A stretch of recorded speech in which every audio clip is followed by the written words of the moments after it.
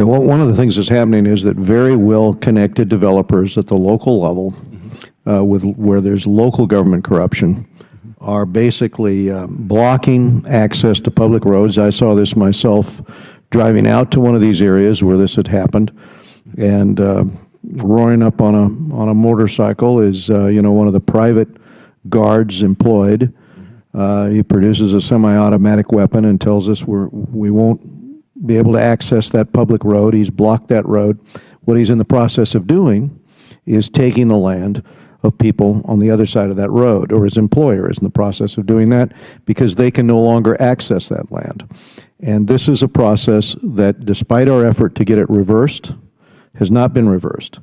At the presidential level, President Aquino, has tried to impact this, but at the local level in the Philippines, USAID and MCC, despite all of their engagement there, and we have a $433 million compact with the Philippines that's going to be completed in May of 2016.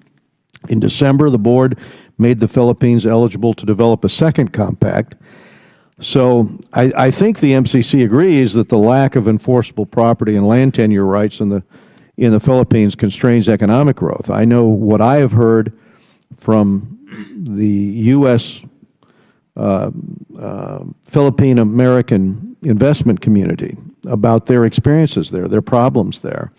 Will you condition the second compact upon progress in this area to make sure that on these public roads, the federal government of the Philippines keeps them open, keeps them public, and you remove those well-placed well-connected developers who are out there blocking access so that people can get to their property.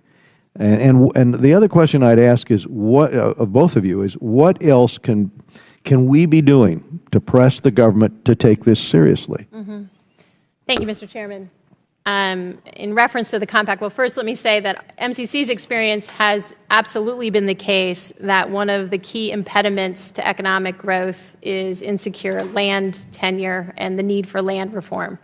So we've worked in those areas in many countries. We're working now in Cape Verde. We're building a compact in Morocco that has land reform at the center of it. We are, as you mentioned, looking at a second investment in the Philippines. We are in the very early stages of that.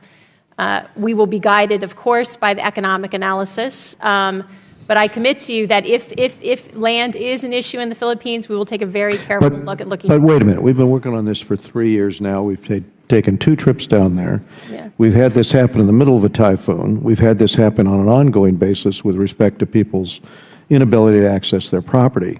Mm-hmm. Having already had this compact in place, my point is, these are discussions. As I say, I don't know how high this up is on the embassy's list of things to do, but this is the principal impediment to investment there, is getting this process fixed so that people, and the other point I would make is it's a major issue in terms of people in the Philippines now who don't have the means of preventing well-connected people from routinely doing this. As I say, nobody, to my knowledge, has been charged in this process. And frankly, to be on a public road and to hear about this and go out there and have a gun waved in your face is just an affirmation or an indication that what people are talking about is a huge problem that is not being confronted, not being reversed. Okay. Anyway, I'll leave you with that. I'm out of time. I'll go to Mr. Engel, and thank you very much. Thank you.